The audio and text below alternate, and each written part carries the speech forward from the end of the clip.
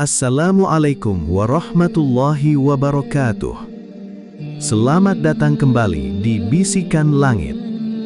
Pada kesempatan kali ini, kita akan menyimak beberapa tanya jawab penuh hikmah antara Rasulullah Sallallahu Alaihi Wasallam dan para sahabat.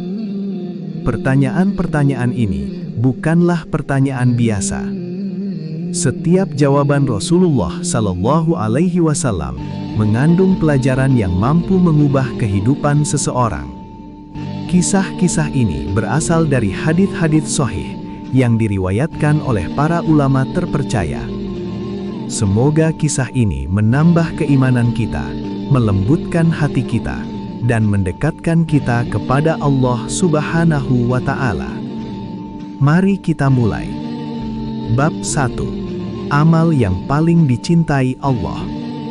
Pada suatu hari, seorang sahabat bertanya, "Wahai Rasulullah, amal apakah yang paling dicintai Allah?" Rasulullah Sallallahu Alaihi Wasallam menjawab, "Sholat pada waktunya."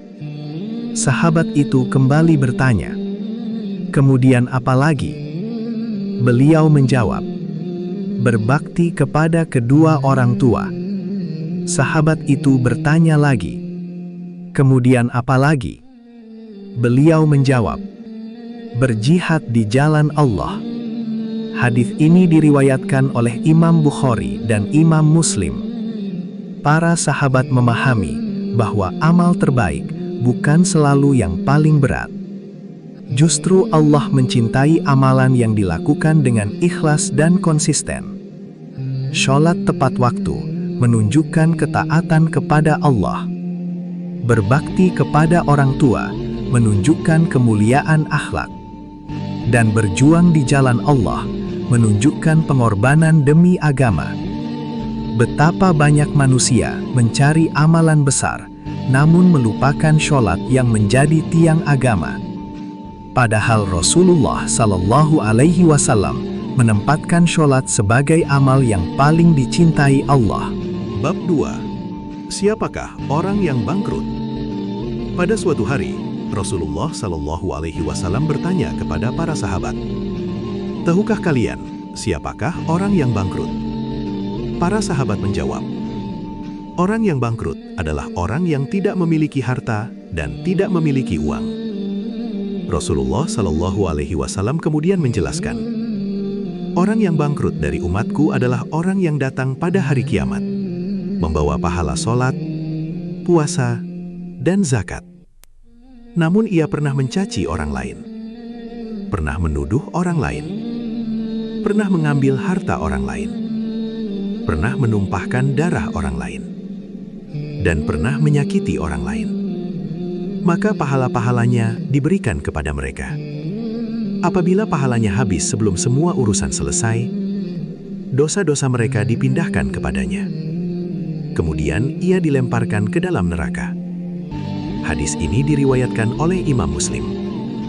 Para sahabat terdiam mendengar penjelasan itu.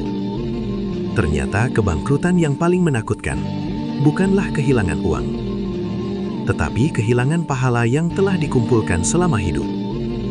Betapa banyak manusia rajin beribadah, namun lisannya menyakiti orang lain. Karena itulah, Rasulullah Sallallahu Alaihi Wasallam mengajarkan agar kita menjaga hubungan dengan sesama manusia, sebagaimana kita menjaga hubungan dengan Allah. Bab 3. Siapakah orang yang paling kuat? Suatu hari, Rasulullah Shallallahu Alaihi Wasallam bersabda, "Bukanlah orang kuat itu orang yang menang bergulat, tetapi orang kuat adalah orang yang mampu menahan dirinya ketika marah." Hadis ini diriwayatkan oleh Imam Bukhari dan Imam Muslim. Pada masa itu, banyak orang mengukur kekuatan dari fisik. Siapa yang paling kuat? Siapa yang paling hebat bertarung? Namun Rasulullah Shallallahu Alaihi Wasallam mengubah cara pandang tersebut. Beliau mengajarkan bahwa kekuatan sejati berada di dalam hati. Ketika seseorang dihina tetapi mampu bersabar. Ketika seseorang disakiti tetapi tidak membalas. Ketika seseorang mampu memaafkan meski mampu membalas. Itulah kekuatan yang sesungguhnya. karena mengalahkan orang lain mungkin mudah, tetapi mengalahkan amarah dalam diri sendiri jauh lebih sulit. Bab 4. Siapakah manusia terbaik? Suatu hari, para sahabat duduk bersama Rasulullah. Mereka ingin mengetahui siapakah manusia terbaik di sisi Allah. Salah seorang sahabat bertanya, "Wahai Rasulullah, siapakah manusia yang paling utama?" Rasulullah Shallallahu Alaihi Wasallam menjawab, "Orang mukmin yang berjihad dengan jiwa dan hartanya di jalan Allah." Kemudian beliau ditanya lagi, "Lalu siapa lagi setelah itu?" Beliau menjawab, "Seorang mukmin yang tinggal di suatu tempat yang sunyi, bertakwa kepada Allah, dan tidak mengganggu manusia." Hadis ini diriwayatkan oleh Imam Bukhari dan Imam Muslim.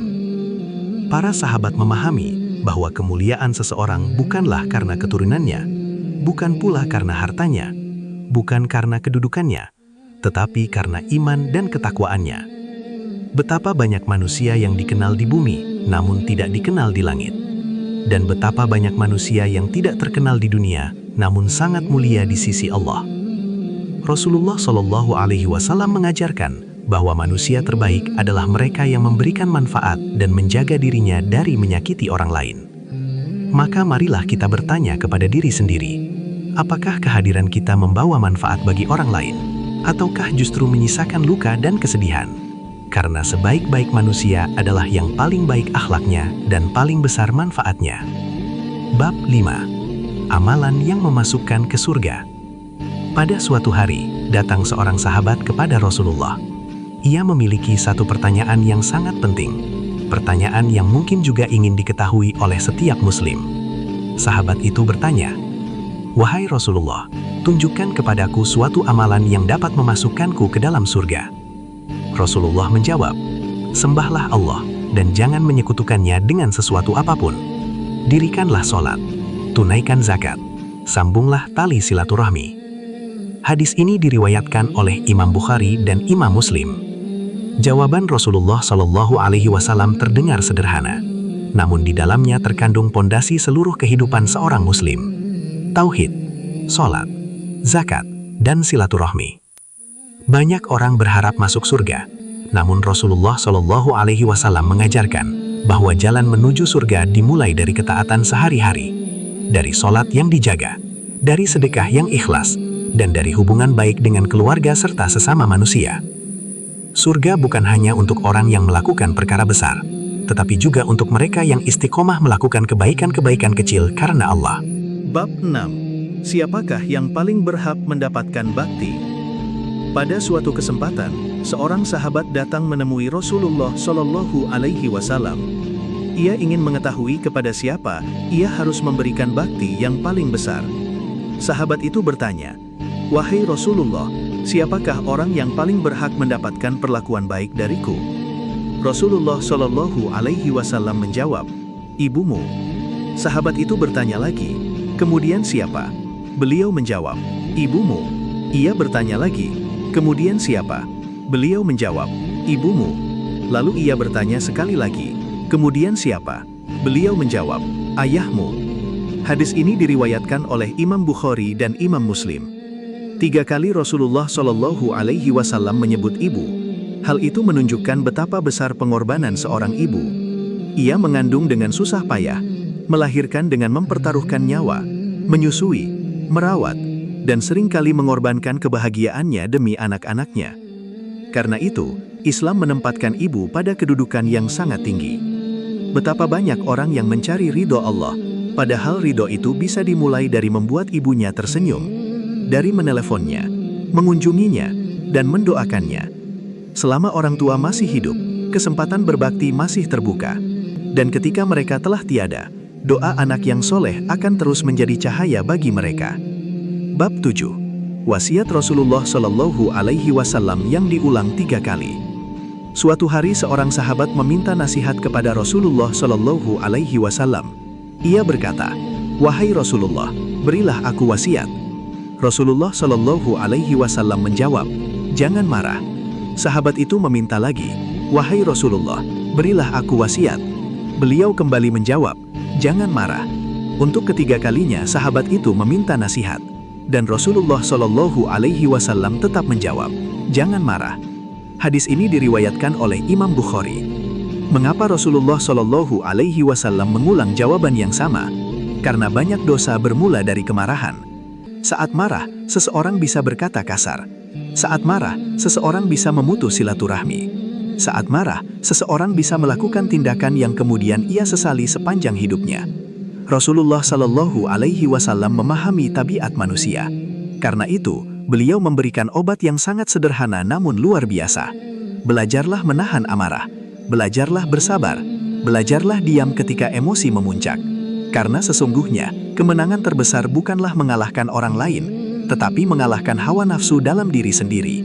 Dan siapa yang mampu mengendalikan amarahnya karena Allah, maka Allah akan mengangkat derajatnya di dunia dan di akhirat. Bab 8. Sedekah yang paling utama.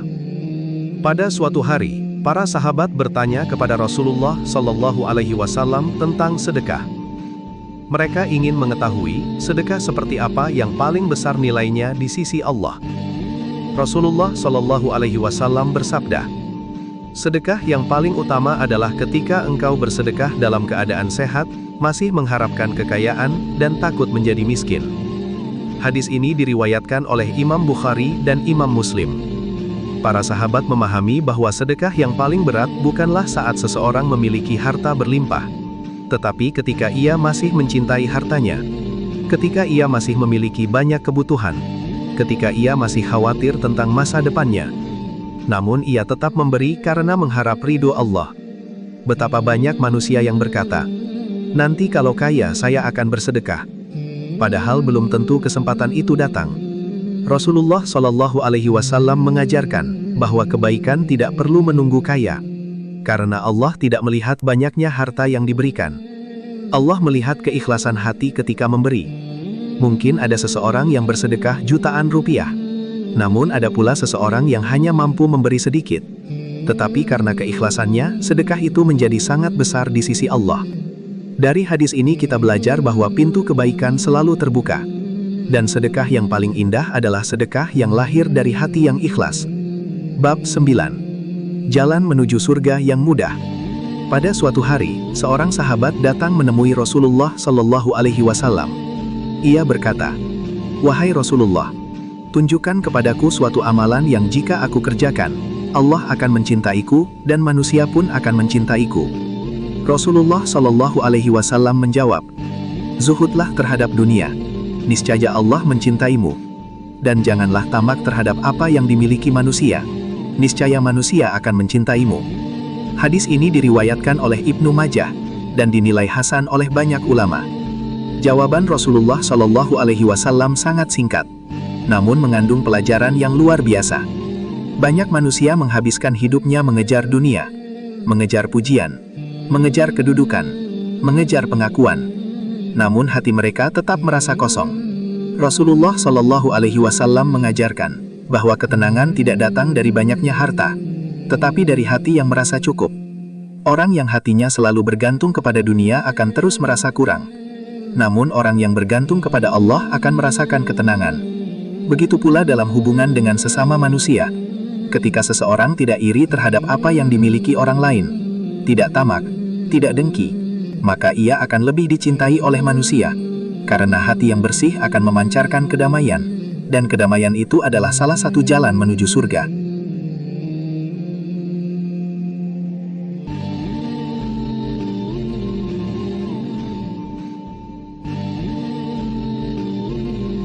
Bab 10. Pesan terakhir untuk kita semua. Sahabat-sahabat bisikan langit yang dirahmati Allah.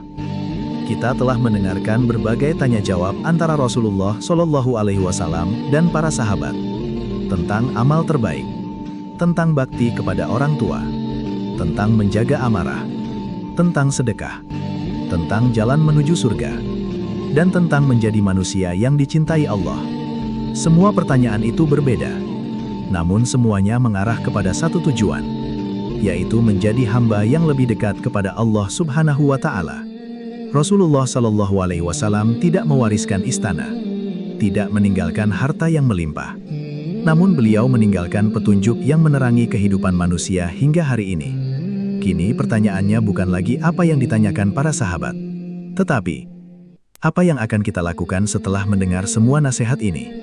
Apakah kita akan lebih menjaga sholat, lebih berbakti kepada orang tua, lebih menjaga lisan, lebih banyak bersedekah, dan lebih banyak mengingat Allah?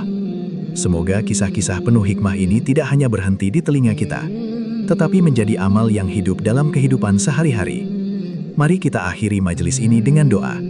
Ya Allah, ampunilah dosa-dosa kami, dosa kedua orang tua kami, dosa keluarga kami. Lapangkan kubur orang-orang yang telah mendahului kami. Berikan kesehatan kepada yang sedang sakit. Berikan kemudahan kepada yang sedang menghadapi kesulitan. Berikan rezeki yang halal dan berkah kepada seluruh penonton video ini. Ya Allah, jadikan kami termasuk umat Rasulullah Shallallahu Alaihi Wasallam yang mendapatkan syafaat beliau pada hari kiamat. Kumpulkan kami bersama Rasulullah Shallallahu Alaihi Wasallam, para nabi, para siddiqin, para syuhada, dan orang-orang soleh di surgamu. Amin ya Rabbal Alamin. Jika Anda mendapatkan manfaat dari kisah ini, jangan lupa dukung channel Bisikan Langit dengan menekan tombol like, subscribe, dan share, agar semakin banyak saudara kita yang mendapatkan manfaat dari kisah-kisah Islami penuh hikmah. Tuliskan amin di kolom komentar sebagai doa untuk diri sendiri, keluarga, dan seluruh kaum muslimin. Terima kasih telah menyimak hingga akhir. Wassalamualaikum warahmatullahi wabarakatuh.